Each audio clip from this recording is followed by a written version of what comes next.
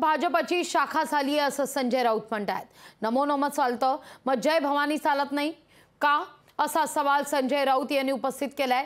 निवडणूक आयोगाच्या नोटीसवर राऊतांनी आता जोरदार निशाणा साधलाय।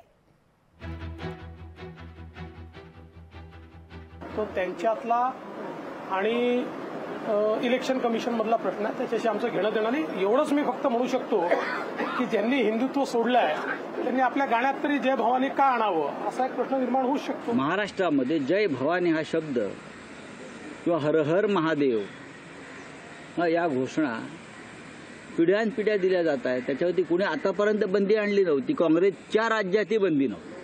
फडणवीस म्हणतात आम्हाला तुम्हाला हिंदुत्वाचं नाव घेण्याचा अधिकार नाही, तुम्हाला आहे।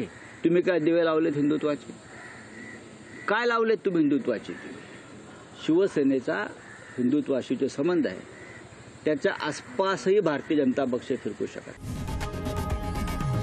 लोकशाही मराठी ऐका, पहा, जागरूक रहा।